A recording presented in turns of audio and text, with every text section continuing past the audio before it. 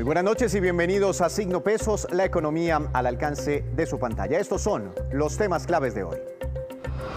El impacto del IVA en los hogares. Hoy en Signo Pesos les explicaremos cuáles son los cambios que traerá la reforma tributaria en materia de IVA, cuáles serán las tarifas para cada producto y qué tanto le pegará a las familias de estratos bajos y medios. José Ignacio López, de la compañía Corfi Colombiana, nos ayudará con este análisis. Las ayudas sociales en riesgo. El gobierno planea ampliar el valor de varios subsidios y extenderlos a muchas más familias de escasos recursos. Sin embargo, eso dependerá de que sea aprobada la reforma tributaria. Les tenemos el análisis y las cifras sobre este tema con el propio director nacional de planeación, Luis Alberto Rodríguez. Los peligros de la ciberdelincuencia. Juan Fernández nos trae una entrevista con un experto en ciberseguridad para ver los riesgos que tienen las personas, las empresas y las entidades estatales frente a los hackers. Espere los detalles en La Movida Empresarial. Comenzamos esta emisión de Signo Pesos hablando de los cambios que se proponen en la reforma tributaria en materia de IVA para los productos y servicios. Para analizar todo este tema, para profundizar en este tema, le doy la bienvenida al doctor José Ignacio López, director de Investigaciones Económicas de Corfi Colombiana. Doctor López, buenas noches. Gracias por estar aquí nuevamente en Signo Pesos. ¿Cómo ha estado? Buenas noches, Víctor. Un saludo a la audiencia. Doctor López, ustedes en Corfi Colombiana elaboraron un listado muy interesante. Ya le voy a pedir el favor que nos ayude contándonos cada uno de los puntos, cada uno de los bienes y servicios sobre los cuales cambia el IVA que pagan o que pagamos por ellos hoy en día. Pero antes le quiero preguntar por una generalidad. El gobierno espera un poquito más de 7 billones de pesos con todos estos cambios, con todas estas alteraciones en el IVA. Los hogares colombianos, y bueno, uno piensa en primer lugar que es una cifra bastante grande y no se le ocurre a uno cosa distinta de que esos 7 billones de pesos van a salir de los bolsillos de todos los colombianos, porque ¿de dónde más? ¿Esta cifra es razonable? ¿Sería un gran impacto, sobre todo para los ingresos bajos y medios del país? Víctor, arranquemos con unas cifras preliminares porque este es un tema complejo. Recordemos que el IVA es el impuesto que se paga al valor agregado, es decir, se va recaudando en las diferentes etapas de producción o distribución de un bien. Entonces, buena parte, digamos, de la gente entiende que el IVA pues, lo paga el consumidor final y es así porque se va acumulando, pero se va distribuyendo en toda la cadena. Antes de la pandemia, aproximadamente 53 billones de pesos se recaudaban en este impuesto, que incluye no solo el IVA a los productos nacionales, sino también hay un IVA a, digamos, los productos que importamos del resto del mundo.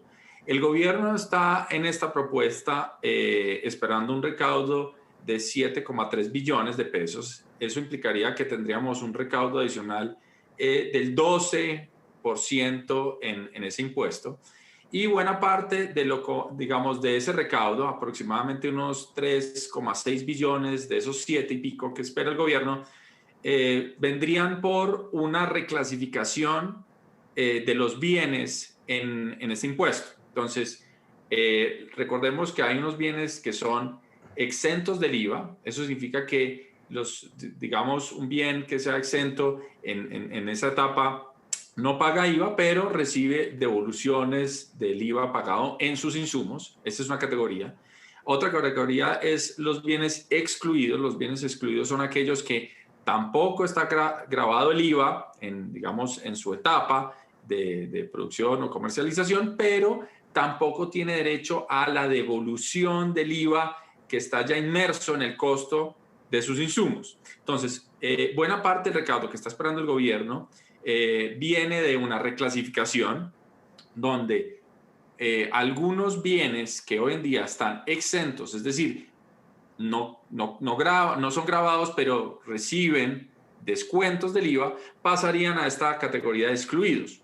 Entonces, pues digamos, ese es el grueso del recaudo que está esperando el gobierno, de aproximadamente de unos 3,6 billones el grueso más general, porque hay otros temas en la reforma, claro. Y hay otros gravámenes que nos llevaría a los 7 billones. Para ser muy rápido, ¿es mucho o poco? Bueno, eso es una pregunta muy difícil, Víctor.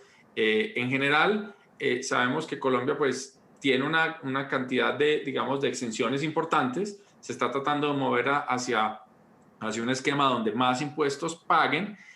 Obviamente aquí hay una pregunta y es si este es el momento o la velocidad para llegar pues a ese recaudo de los 7 billones. Doctor López, dice el ministro de Hacienda, Alberto Carrasquilla, que en temas relacionados con IVA es una reforma no muy agresiva, que es una reforma leve, porque Colombia pasaría de un potencial de recaudo solo por el IVA de aproximadamente el 38, el 39% al 43%, y que hay países inclusive muy parecidos al nuestro donde el potencial de recaudo es muy superior. ¿Eso es cierto? ¿Colombia aguanta un ajuste en estos 4 o 5 puntos? Pues a ver, yo lo que creo es que digamos, el diagnóstico de que el recaudo en Colombia del IVA frente a su potencial es bajo, es un diagnóstico que no solo ha hecho el ministro, lo hizo la comisión de expertos, ya lo había hecho otra comisión de expertos, incluso locales, en 2015. Entonces yo creo que el norte, digamos, en el aspecto tributario lo tenemos claro. Digamos, lo que resulta complejo es que sabemos que estamos atravesando un periodo económico muy difícil. Entonces, la pregunta es cuál es la mejor transición del estado actual de cosas hacia un esquema tributario que sea más eficiente y que, pues, digamos, llegue a ese potencial. En particular, yo creo que la propuesta de pasar estos bienes exentos a bienes excluidos quizás no es la mejor. Uno podría, en pro de la discusión, de decir, bueno, hay que aumentar ese alcance del potencial del IVA. Lo que podría plantear uno es una transición muy lenta, donde los bienes que están hoy exentos, es decir, que no solo no pagan, sino que reciben devoluciones, Sí. pues vayan siendo grabados a unas tarifas muy lentas. Por ejemplo, podríamos empezar con una tarifa de un 1%, que tendría un efecto digamos, muy marginal sobre los precios de los consumidores, porque pues sería en esos bienes, aumentaría escasamente un 1% el precio, y de ahí ir transitando a un esquema donde no tenemos digamos, tantas exenciones, que finalmente lo hacen un sistema difícil de mover. Yo pensaría que en el mundo ideal esa propuesta es mejor, y sobre todo si se hace con una transición relativamente lenta, porque en últimas lo que queremos es que en el mediano plazo, sobre todo cuando el país, digamos, ya tenga una recuperación económica más clara, Sí. pues sí tengamos un colchón de ingresos más altos. Entonces necesitamos ir ingeniando una transición hacia un nivel de recaudo más alto con pasos muy lentos. El tema de pasarlos de exentos a excluidos, pues se va a prestar al malestar de que uno, pues todos esos bienes, que además pues son bienes que sabemos impactan la canasta de consumo, porque en general estamos hablando de alimentos, de la leche, de los quesos, de la carne, del pollo, los huevos, pues todos esos bienes hoy en día, al pasar a ser exentos, pues los productores de esos bienes, si quieren mantener su mismo margen, pues ya que no van a tener descuentos, pues tienen dos opciones, o mejor dicho, o ganan menos, o pues trasladan esos costos que no van a tener en retribución al consumidor final. Pero, Entonces, doctor López, sí. ayúdeme con el listado, ya que usted está abordando el tema de exentos a excluidos, que es una de las primeras medidas respecto al IVA contempladas en esta reforma tributaria. Ya conocemos de la leche, los huevos, el pan, pero cuéntenos más detalles de ese listado, porque ustedes en Corficolombiana lo elaboraron completico y al final me dice si todos esos productos se van a encarecer para el colombiano. Bueno, entonces, empecemos. El listado es un listado relativamente amplio, aunque, digamos, cuando uno utiliza cierta agregación, pues no resulta, digamos, tan fragmentado y tan largo ese listado. Entonces está la carne, los pollos, el huevo, el arroz, el biodiesel, los libros, ya creo que, no sé si mencioné ya la leche, el queso, pero bueno, Sí. en general esos son como los grandes rubros de bienes que pasarían de esa categoría de exentos a excluidos. Y yo creo que pues es una proposición que está encontrando una resistencia fuerte, y es entendible porque sabemos que este es un momento complejo para la economía. Quizás ahí la discusión sería si podríamos, más bien entonces, si resulta muy oneroso ahora para las familias que los productores trasladen ese mayor impuesto directamente de sus insumos al bien final, pues quizás entonces la alternativa es ingeniar una transición muy lenta donde estos bienes sigan siendo, digamos, ya no sean exentos, tengan que pagar un IVA, así sea tarifas pequeñas, pero sigan teniendo los La descuentos que posibilidad usualmente de reciben descontarlo. por el IVA ya pagado. Pero ya están diciendo los gremios que si eso ocurre, si pasan de exentos a excluidos, ellos necesariamente tienen que trasladar el precio al consumidor final. Por eso hacen un llamado de advertencia al Congreso de la República. Hay otro cambio, hay otra categoría, que son los que están en 0% y suben al 5%. ¿Nos puede contar cuáles productos están ahí? Bueno, acá hay todo tipo de cambios. El siguiente nivel de cambio más fuerte es bienes y servicios, porque recordemos que el IVA no es solo sujeto a bienes que consumimos, sino también a los servicios. Hay un listado amplio de bienes y servicios que hoy están excluidos, es decir, no están grabados, que pasan a una tarifa del 19%. Bueno, esa lista es amplia también, en nuestro informe está. Hay algunos que nos preocupan, que tienen que ver con servicios. Bueno, se ha discutido mucho el tema de servicios públicos. Ahí están los servicios públicos de los estratos 4, 5 y 6. Servicios, por ejemplo, que tienen que ver con la operación del sistema financiero, que encarecerían los costos de los consumidores también al uso de productos del sistema financiero o de inversiones. También hay unos productos que son insumos importantes, como los ladrillos o sobre todo el tema que tiene que ver con maquinaria y equipo para el campo, estaría incluido ahí. Entonces, pues es una lista larga digamos, de todos estos bienes que pasarían ahora a la tarifa general. Repito, pues sabemos que necesitamos ingresos y lo que hemos dicho en nuestros análisis económicos es que es importante darse cuenta que el país ha tenido un aumento de la deuda pública, y si no tenemos una reforma que pues cuadre las cuentas, en un par de 2 o 3 años nos vamos a estar enfrentando esta misma discusión con unas tasas de interés mucho más altas, Sí. Y con una deuda más alta. Entonces, la solución frente a estos problemas difíciles no es esconderse bajo la cobija, decir si no hacemos nada todo va a estar bien. No, hay que Mirar las opciones. discutir. Sí, hay que discutir cómo encontramos un punto balanceado entre una senda quizás muy lenta de ingresos, pero que nos lleve a un horizonte donde el recaudo es suficiente para estabilizar la deuda pública, y pues obviamente esto va a exigir sacrificios de todo lado, ¿no? Doctor López, ¿qué va a pasar con el Internet para el estrato 3 puntualmente? Porque tengo entendido que en este momento esos estratos no pagan IVA por su servicio de Internet. Ahora, ¿con qué tarifa va a quedar? ¿Es cierto que el gobierno va a ponerle IVA? Pues acá está, en esta lista, amplia, hay cosas como celulares, computadores, bicicletas, está la discusión de Internet, y está la discusión de servicios públicos. Entonces, pues ya de hecho varios analistas y partidos políticos pues se han pronunciado sobre que quizás en medio de este choque que ha requerido que la gente tenga que estar más conectada, pues preferiría uno nuevamente no grabar ese tipo de cosas.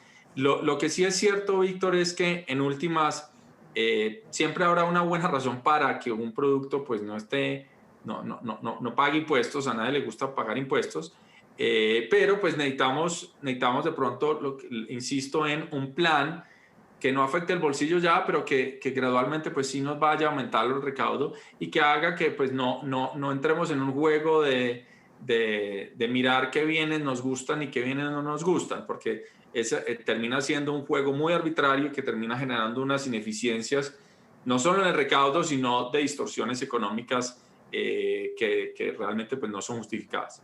Pues doctor López, muchas gracias por contarnos más detalles sobre este listado de productos que eventualmente en este momento no tienen IVA y que estarían ya con una tarifa más alta o grabados o cambiarían de exentos a excluidos. Y también muchas gracias por su análisis y por sus observaciones desde Corfi Colombiana.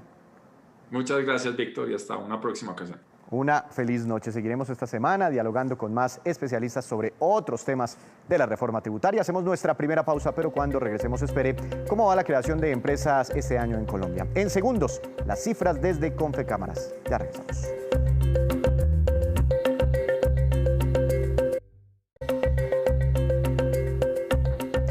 Regresamos a Signo Pesos, aunque la reforma tributaria traerá afectaciones a muchos sectores, especialmente de la clase media y alta, también significará mantener y extender ayudas para las familias de los ingresos más bajos del país. Nuestro compañero Henry González habló hoy con el director de Planeación Nacional, Luis Alberto Rodríguez, sobre cada una de estas ayudas. Veamos. Lo que queremos es que la mitad de la población de Colombia, la mitad de los colombianos, aumente su nivel de ingresos con esta reforma. ¿Cómo lo hacemos? Pues básicamente extendiendo en el tiempo, volviendo permanente algunos programas que hemos creado e incluyendo más familias en los programas que hemos diseñado. Le pongo un ejemplo, ingreso solidario. Ingreso solidario lo diseñamos en cuestión de semanas. Eso llegó a 3 millones de hogares. 3 millones de hogares que antes de la pandemia no recibían una transferencia monetaria, pero que por la pandemia necesitaban la mano del Estado. Esos hogares tienen el programa financiado hasta junio del 2021. Estamos proponiendo con la reforma extenderlo en el tiempo. ¿Por qué? Porque la pandemia no ha acabado. Ustedes antes de esta nota estaban hablando precisamente de las afectaciones que todavía hay del COVID-19. Nadie sabía que iba a demorar tanto, que sus estragos económicos y sociales y en salud iban a ser tan largos. Necesitamos extenderlo en el tiempo. Después de junio, esos 3 millones de hogares todavía necesitan las transferencias. Pero adicionalmente, muchas veces ustedes nos dijeron, 160.000 pesos es lo mismo en Bogotá que en zona rural. Pues no, es lo mismo que un hogar que tiene 2 personas a uno que tiene 8, tampoco. Por eso, en este ajuste que le estamos haciendo, estamos teniendo en cuenta ese tipo de características. El segundo programa que estamos entendiendo es número de personas, la devolución del IVA. Arrancando el gobierno, nosotros propusimos eso, devolverle, corregir la injusticia, devolverle a los hogares más vulnerables lo que antes pagaban de IVA, que el impuesto le quitaba. Es un impuesto que existe hace más de medio siglo. Ese impuesto es regresivo. Le estamos devolviendo desde el año pasado a 1 millón de hogares, pero nos decían no es suficiente. Todavía hay hogares que pagan el IVA que no deberían pagarlo. Estamos proponiendo llevarlo a 4.7 millones de hogares. El programa de ingreso solidario, ¿cuánto va a recibir cada una de las familias que puedan clasificar para recibir o que ya vienen recibiendo este ingreso? ¿Se les va a aumentar en qué tanto? Va a haber una variación desde los 160.000 hasta cerca de 350.000, dependiendo del número de personas que hay en el hogar. Eso es muy importante, Henry. ¿Por qué? Porque le estábamos girando 160.000 porque lo hicimos muy rápido. Acuérdese que nosotros montamos ingreso solidario en cuestión de semanas, nos demoramos 2 semanas montándolo. Yo no sé si usted recuerda que al principio no nos creían que íbamos a llevar a 3 millones de hogares en cuestión de semanas. Ponían en duda la página web y cosas de este estilo. Hoy es una realidad, hoy hay 3 millones de colombianos que gracias a eso se pudieron alimentar durante la pandemia, cuando perdieron su trabajo, cuando la economía estaba completamente cerrada. Estamos proponiendo ajustarle en montos dependiendo del número de personas que viven en el hogar, primero, y segundo, lo estamos extendiendo en tiempo. Estamos proponiendo que se vuelva una política de Estado, no solo una política de gobierno para la pandemia, sino que se vuelva en una política de Estado. Estamos hablando de llegarle a cerca de 5 millones de hogares con esta transferencia y con montos que son variables dependiendo, insisto, del número de personas que están en el hogar. Doctor, ahora con la devolución del IVA se recibe actualmente 35.000 pesos. Ahora, ¿cuánto recibiría por devolución del IVA un hogar colombiano vulnerable de bajos ingresos y con qué periodicidad? Para ser más estrictos, se reciben 37.500 pesos, que es lo mismo 75.000 cada 2 meses. Con la propuesta que estamos haciendo, Henry, lo más importante es, nosotros llegamos a 1 millón de hogares. A partir de abril, a 2 millones de hogares se van a girar la devolución del IVA. Pero eso no son todos los pobres en Colombia. Todavía hay pobres en Colombia que no reciben devolución del IVA, porque nosotros estamos haciendo un piloto del programa. Estamos proponiendo ya extenderlo a toda la población pobre en Colombia, llegar a 4.7 millones de hogares y con un monto de 100.000 pesos cada 2 meses. Esos 100.000 pesos son efectivamente los montos acordes a cuánto hoy se le quita a esos hogares. Hoy le quita ya, desde hace 60 años, a ese casi 5 millones de hogares, o sea, casi multiplicando por los 4 casi que tenemos en Colombia, por hogar 3.7, para ser estricto, casi 20 millones de colombianos que hoy le quita el IVA, se lo quita, y estamos corriendo esa justicia devolviéndole el IVA. Director, en el caso de los subsidios o las ayudas que buscan proteger y crear nuevos empleos, ya se venía recibiendo el PAEF, pero ya se terminó. La propuesta es extenderlo ahora hasta cuándo, y con las otras ayudas como son los subsidios a la seguridad social, por ejemplo, la meta sería que si pasan todas estas ayudas, ¿cuántos empleos más se generaran gracias a estos subsidios? Sobre todo, Henry, estamos evitando que se pierdan los empleos. Es que recuerde que todavía no ha pasado la pandemia. Antes de esta nota ustedes estaban hablando de eso, los estragos que tiene el COVID-19 todavía. Con el PAEF lo que estamos haciendo es llegando a 4 millones de colombianos, de hogares, que gracias a que no perdieron el trabajo pueden seguir subsistiendo. Si el PAEF no existiera, si el programa de subsidio de la nómina, perderían ese subsidio y perderían supuestamente, por supuesto también perderían el trabajo. Son cerca de 4 millones de hogares, o sea, estamos hablando de casi 16 millones de colombianos que se pueden alimentar gracias a que no han perdido el trabajo. Porque todos vivimos de lo que trabajamos, de lo que nos ganamos con nuestro trabajo. Es por eso que ese programa es muy importante. Y usted menciona otro, y es, mire, las personas menores de 28 años son las que más están sufriendo para conseguir trabajo. Son los que están desempleando más rápido, son los que están despidiendo más rápido. Cada vez que cierra un restaurante, cada vez que cierra un centro comercial, cada vez que cierra un emprendimiento, a los menores de 28 son los que más están sufriendo. Por eso estamos proponiéndole al Congreso que el Gobierno Nacional Central subsidie los servicios y todo el pago de protección social, que son cerca del 12% de la nómina, que lo pague para esos menores de 28 años, para que incentivemos a que esas personas no las despidan.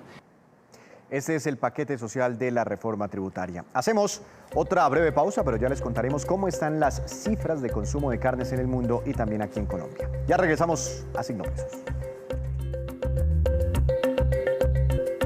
Regresamos nuevamente a Signo Pesos con esta que es la cifra económica del día. 96.431 es una cifra positiva porque corresponde al número de empresas creadas en el primer trimestre de este año en Colombia, según el reporte de Confecámaras. Eso significa un aumento del 9,3% frente a las creadas en el mismo periodo del año pasado, cuando todavía no habíamos sido impactados por la pandemia. Entre enero y marzo de este año, el 75,4% de los nuevos negocios eran de personas naturales y el 24,6% restante eran sociedades más grandes. El principal sector donde se crean nuevas empresas es, paradójicamente, el comercio, con un crecimiento de 27%. Le siguen las industrias, que tuvo un crecimiento cercano al 18%. Hora de saludar a Juan Fernández, que hoy nos trae un tema muy interesante con un invitado especial. Juan, buenas noches y adelante con su movida empresarial. Ahora que el tema de la ciberseguridad es tan necesario, saludo a Artus Díaz, especialista en el tema y en computación forense, también fundador de Identian, una compañía colombiana que brinda seguridad digital a múltiples empresas. Señor Díaz, ¿qué es lo que está pasando en el mundo hoy con la ciberseguridad? ¿Por qué tantas filtraciones de datos, por ejemplo, con compañías como Facebook? Cuando inició la pandemia, las empresas y las organizaciones alrededor del mundo tuvieron que implementar condiciones de virtualidad, teletrabajo, conexiones remotas, en donde muchas veces los controles fueron pocos o ineficientes frente al arsenal de ataques que el cibercrimen inició para cada una de las empresas que se convirtieron en objetivo a nivel mundial y que derivaron en intercepción de grandes cantidades de información, engaños, suplantación y fraude. ¿Y cuál es la amenaza que más golpea a empresas y personas? Es la falta de conciencia que tenemos como usuarios en el manejo y el tratamiento de nuestros datos. Esa falta de conciencia que está siendo el vehículo preferido por los cibercriminales para desplegar las campañas de infección a través de software malicioso que finalmente tienen como resultado el secuestro de la información y que depende en gran medida de la conciencia que tengamos como usuarios de evitar el contacto con fuentes desconocidas de información y de hacer clic en esos vínculos desconocidos que recibimos muchas veces a través de mensajería instantánea, correo electrónico y muchas otras formas. Deme un ejemplo. Uno de los casos más importantes de la historia reciente y que ocurrió en estos días fue la exposición de datos de más de 500 millones de usuarios de Facebook a nivel mundial, en donde Colombia contaba aportando un valor a esta cifra de más de 17 millones de datos de usuarios en esta red social que fueron expuestos por fugas de información que se presentaron hace varios meses, derivadas también de escenarios de secuestro de información. ¿Cómo actúa un cibercriminal? ¿Dónde están? Un cibercriminal no es esa figura oscura que Hollywood en sus grandes producciones nos ha mostrado. El cibercriminal no está en un cuarto oscuro aislado del mundo tratando de hackear o de vulnerar la seguridad de la NASA. No, el cibercriminal está dentro de las organizaciones, hace parte de estructuras totalmente organizadas que buscan infiltrar desde el personal interno muchas veces para entregar información y abrir la puerta para que se desarrolle el delito como tal. La delincuencia común con la que solemos confundir al cibercriminal es aquella que se aprovecha de vulnerabilidades ya existentes, de fugas de datos que ya han ocurrido y aprovecha para generar entornos de miedo, de incertidumbre y de engaño. ¿Cómo el sector privado y el financiero sobre todo deben protegerse? El sector privado, que no ha sido ajeno a la crisis, hoy debe optimizar ese presupuesto para la gestión de la protección de la información y los datos, aprovechando las alianzas estratégicas que tenga con compañías especializadas y también definir una ruta interna que cuente con personal idóneo al interior de la organización y que lo ayude en la toma de decisiones estratégicas frente a la protección de la información y en general de la ciberseguridad. Y una de las industrias que más ha establecido regulación y que más sigue trabajando en este tema es el sector financiero y el sector de la salud, el sector hospitalario, que también ha sido víctima frecuente en época de pandemia y seguramente hacia la pospandemia este tipo de ataques. ¿Y qué sucede a escala estatal? A nivel público, las políticas existen. Colombia ha avanzado desde hace muchos años en leyes como la 1273 de delitos informáticos, 1581 de 2012 para la protección de datos personales, el documento COMPES 3854, que es la Política Nacional de Seguridad Digital y Defensa Informática. Sin embargo, aún falta la articulación del sector público con el sector privado y lograr que todas estas normas dejen de ser un saludo a la bandera. Señor Díaz, gracias por acompañarnos y despejar algunas dudas sobre todo este tema de la ciberseguridad. Juan, muchas gracias a usted, también a su invitado por estas recomendaciones. Y ahora vamos con estos que son los indicadores económicos que usted siempre debe conocer antes de irse a dormir. Tasa representativa del mercado que regirá para mañana volvió a subir 3.626 pesos con 36 centavos. Esa será la tasa representativa, subió 29 pesos con 84 centavos. Petróleo de referencia Brent para nuestro país cayó 0,72%, se ubicó en $66 con 57 centavos por barril. El precio interno del café colombiano subió y quedó en promedio a 1.220.000 pesos por carga. Para mañana, índice Colcap de la Bolsa de Valores de Colombia, nada que levanta cabeza, cayó 0,09%. La acción más valorizada fue Enca de Colombia con una ganancia de 4,17% y la que más cayó fue la del Grupo Éxito, que tuvo un retroceso de 2,38%. Pero antes de despedirnos, los dejo con el siguiente dato. El consumo mundial de carne asciende a 360 millones de toneladas anuales, incluyendo carne de res, cerdo, pollo y también pescado. El crecimiento ha llegado al 58% en las últimas 2 décadas. Los países donde más consumo per cápita de carne se registra son Estados Unidos, con 99 kilos de carne por persona en promedio por año. Australia, con 95 kilos per cápita. Argentina, donde se consumen 87 kilos por persona. Y Uruguay, con un poco más de 81 kilos. En el caso de Colombia, el consumo está en alrededor de 70 kilos aproximadamente por persona al año. Así terminamos por hoy, pero los esperamos mañana con una nueva emisión y con toda la información económica que usted siempre necesita saber. Recuerde, esto es Signo Pesos, la economía al alcance de su pantalla. Que tenga una feliz noche.